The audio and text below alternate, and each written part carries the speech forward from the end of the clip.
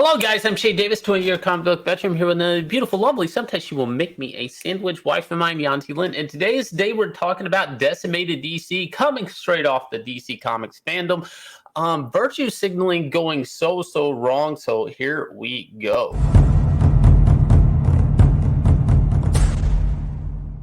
Milestone Initiative.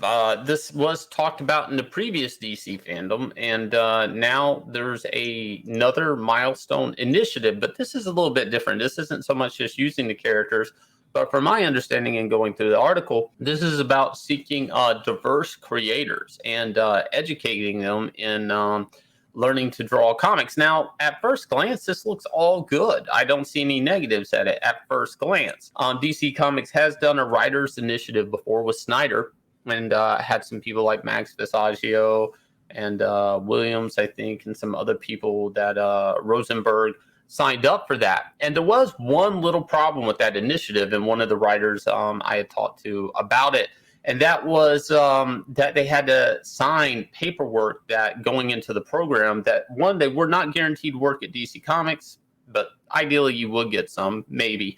And two, you wouldn't be able to work for years, like a couple of years, for any other comic book company. Like, so basically you'd be walking in, even if Marvel was calling you and DC wouldn't give you work, and this actual situation happened, that you would sign paperwork that you were unable to work for Marvel Comics. You had to turn them no, your mortgage is due, whatever. You're like, no, I can't take work. I signed this paper with DC Comics for $0, zero work until the clock runs out, even though they just sent me through this program. Now, this is obviously, at first glance, going through it, Yanzi, it looks like they're looking for people of a certain diversity. Demographic? Yeah. Right.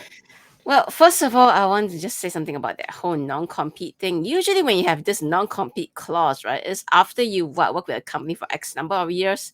So they bring Right. you in, they train you, and you have 0 years of working experience at the company, and they straight away slap a non-compete clause on you. So it's like, yes, not a good look. So Right. they want to do culturally significant storytelling, inclusive of diverse voices. So what they're going to do is they're going to try and get Black and other diverse groups, I guess, which I guess that means no more cis white males. And the program will include a 1-week in-person training summit in the DC Burbank office in February next year. I guess winter time in California, that doesn't really matter. And then there's going to be an 8-week virtual at-home course, which will happen at the New Jersey Cubit School to hone their storytelling skills and become part of the next wave of great comic book writers and artists. I find it very fascinating that all you need is just a total of 9 weeks to become what they will call someone suitable for working immediately in the publishing industries. It's kind of like a comic book boot camp. Now, I am a Kubert School alumni. I trained at the Kubert School and studied at this Kubert School. Why I say trained is I then, after my 3-year education there, I actually stayed and worked with Joe Kubert on a PS Magazine and Telegraphics for years, and still studied up under Joe and working with him. So I personally, I think it takes more than, how many months? 9?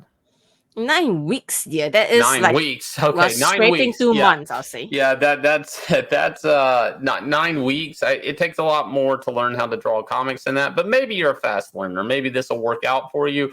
Maybe the company's not using you as a virtue signal. Maybe people are like, Shane, you're too negative about this. You're already like, they're doing a good thing here. Well, are they? That's the real question. People really should look into this a little bit more. Milestone characters are African-American Black creators, formed and made and created by creators that were of African-American Black descent. So, these characters working at DC Comics, this Milestone thing has been in the works in some form or another for my count, about 6 years. I knew the editor, I knew an artist that was attached to it. And for some reason, this has kind of been just like a no going anywhere thing. DC Comics, working at DC Comics for 20 years, these characters oftentimes, and other creators have said, they were, if you wanted Static Shock in the book, you couldn't get it. If you wanted this character to appear in a Justice League thing, maybe they'd do it for 2 issues and they're done. They really only sparingly bring these characters out, and the only reason it makes sense is I was talking to Ethan last night about it, is they don't want to pay these creators because they're owed money every time these characters were used. So they've been kind of dormant, not really put out there into the market. Static Shock was pretty popular around the Batman Beyond era. He had a cartoon and stuff. So today, Michael Davis, Milestone founder, has to apply to the Milestone Initiative. Now, this is a huge, huge wah-wah on the DC fandom because Michael Davis, no relation, Michael Davis here, who is a nice gentleman I've met before and we've had conversations before, he, it seems like DC Comics forgot to tell him they're even doing this initiative based off the thing that he created, and he's having to apply for it. That's the hilarious part. See, not only does he have to apply for it, he's also one of the co-founders of Milestone Media, and he used his own life story to create the backstory and Bible for Static Shock. So think about it. It's like a double slap at this point. It's like, oh, you made this character, you made this company, but we're going to make this initiative and we're going to exclude you from it. So DC hasn't involved him in any of the new Milestone project. And so as a result, I think this is his way of saying, I'm trying to stick a claim back on my own property, so I will join the Milestone Initiative. Now, think about it, though. This is quite ridiculous. You have to be able to touch a character that your life is based on. You're going to have to that you created. Apply. Yeah, that you co-created. Right. That then you have to apply to this to even be involved, because the company, this is really, it's interesting that DC Comics is trying to virtue signal at a time when a certain hashtag is trending or whatever, and they think like, oh boy, let's make some of that money. Let's sell some t-shirts to people in the streets or whatever like that. And that's kind of what's happening. But the real problem is, and it's something that the American comic book industry is skating past, and this is a prime example of it, and I hope this is remembered years from now, and it probably won't be. That's the sad truth, is they're forgetting take care of creators. Okay, take care of the people that created these characters. Now, this is a real-time situation we're watching, and we all hear about the Kirby estate and now the Ditko estate suing for, Spider-Man and stop the copyright of Doctor Strange and all of this.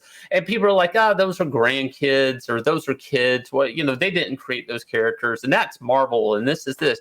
This is a real situation where the company is trying to virtue signal so hard, they don't even want to take care of the African-American creators of the African-American characters that they're trying to monetize. And if they were so virtuous, why not take care of creators? That's the thing. Instead, you're totally leaving them out of the event. You're leaving them out of the memo. You're trying to make it about DC Comics and trying to make it seem like you're so virtuous, that there's this currency in virtue signaling. And all the time, the corporation wants to look past the actual, living, breathing creators of these characters, and some of these guys, dude, that they don't live great lives. They're not. They don't. I mean, they're work for hire agreements. Unless they're working, they're technically not making money. And that you would say, well, but every time they use Static Shock or this character or that character, maybe they make $1. But that's again the point. They don't really use these characters too much. Like, despite people really liking these characters, and they're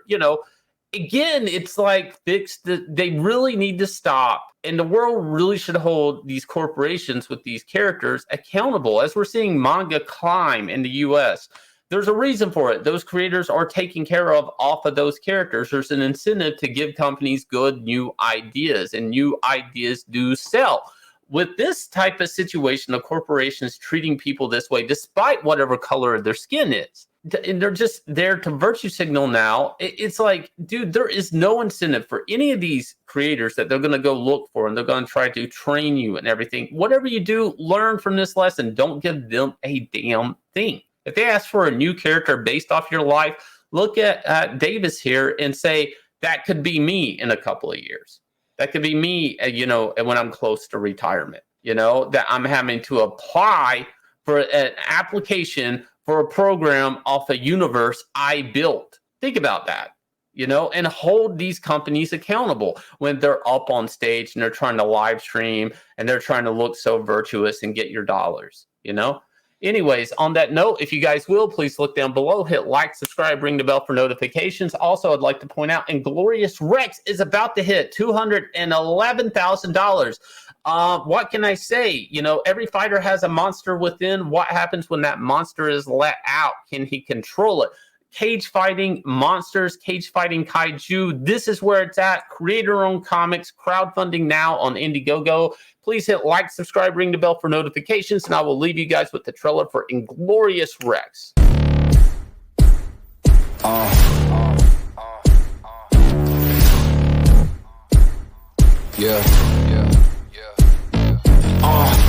Pardon me and my tone. You can't step to my throne. They ain't working like me. I did this on my own. You asking where we been, huh? I don't know where to begin, huh? All this dirt on my skin. I just came here to win. I'm more than a man, I'm a monster. Somebody call a pastor, doctor. I got a 6 cents for imposters. So now I'm coming for the whole roster. It's not a game, why you playing with me? You could double back, lose track, try and hang with me. It must be in my veins, something you can't tame, cause I break the game.